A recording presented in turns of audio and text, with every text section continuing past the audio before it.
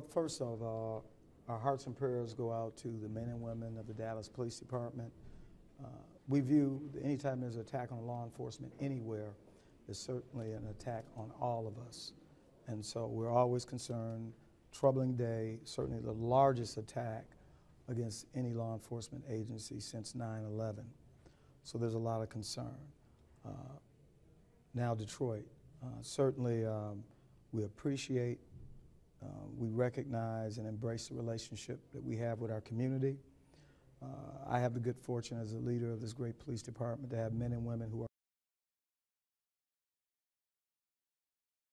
make mistakes. Mistakes do happen, but we recognize the importance of relationships, but we also address threats very seriously. We certainly welcome and embrace those who want to peacefully protest, very important. But what happened last night certainly, in my judgment, can't be attributable to those who were protesting. Those who were protesting both in New York and Dallas were engaging in a peaceful protest. It was one suspect that decided to do something very different. And I applaud the work of the Dallas Police Department in mitigating that threat. At this point, I'll take any questions you might have. Chief, how does this change the equation of what's going on in this country? And having said that, what runs through your mind about the possibility of copycats? Well, this is not new. This didn't just start yesterday. Certainly there has been a threat against police officers for some time now, whether it's ISIL or ISIS, or whether it's some radical members associating themselves with Black Lives Matter or some other groups. This is not a new threat. This department has been and will continue to be poised to address threats. This does not change anything. And certainly we may be in a state of heightened awareness during this period, but we're always in a constant state of preparedness. Chief, and that's what's so important. And what about training, Chief? I understand maybe that you guys just received some training from Homeland Security to deal with a potential situation like this. Again, when we talk about a constant state of preparedness, that just simply means that we are actively training. You know, when I look at the two videos, the one that has caused concern across this country, without knowing all the facts, and I state without knowing all the facts, certainly as a practitioner in this business now 39 years, I do have some concerns about tactics and how we approach an individual who may be armed with a gun, or an individual armed with a gun who has committed a felonious assault on someone. There is a certain approach. But I certainly don't want to get so deep into that without knowing all of the facts. The key is we should never paint law enforcement with a single stroke, a single brush. The vast majority of police officers do phenomenal work. And when we look at our Detroit police officers who constantly run to danger, when you look at the images in Dallas last night, these officers were running to the threat, not running away from the threat. And so any suggestion by anyone, any of your colleagues, that suggests that there's some sort of Ferguson effect and have Detroit police officers began to back off, I find that offensive.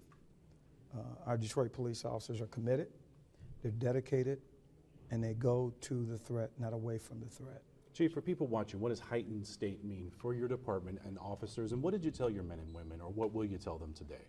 Well, I've had conversations with them. This didn't just start. Certainly vigilance, commitment, you know, constitutional policing.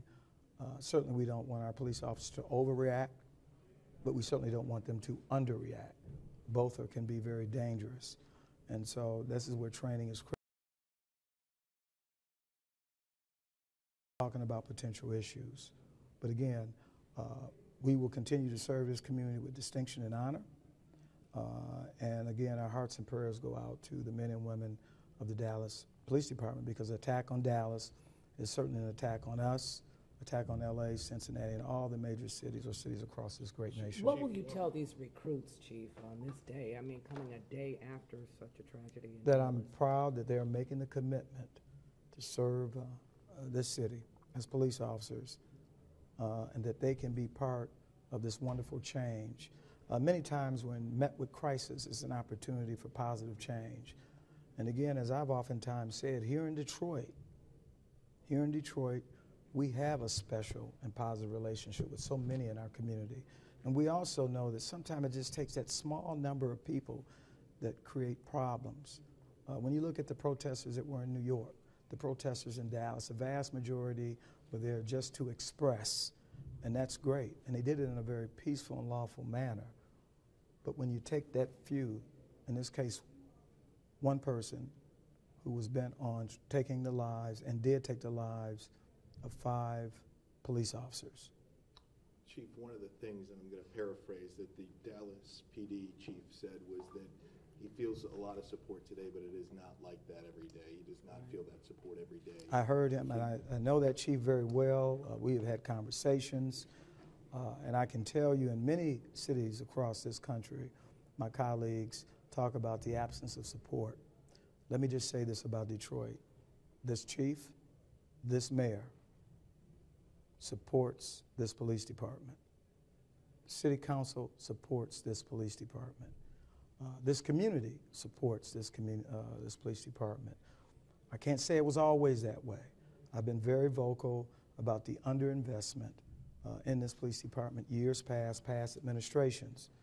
But my sense today is there's tremendous support, not just for the men and women who wear the uniform, but certainly our community. And that's what makes us different. Chief, if there's a families come in for this ceremony today, a lot of loved ones, you know that they have to be walking in, thinking in their mind after Dallas, my son, my brother, my daughter, my sister, might now be looking like a sitting duck that anybody who wants to take pot shots at them could do so. Do you have to say something special to these family members here today? Well, what I can do is share my own personal experiences. I just had my 39th anniversary in this business, a very different time then. And as we talked yesterday, just 10 short years after one of the most violent civil unrest in American history. Certainly a fracture between the Detroit Police Department and that community during that time. And the fact that African American officers that were joining the police department during that time were met with resistance. We were not welcome, some of us. I experienced it firsthand, but we were part of change. And because of that change, and during that evolution, this department became the hallmark of community policing.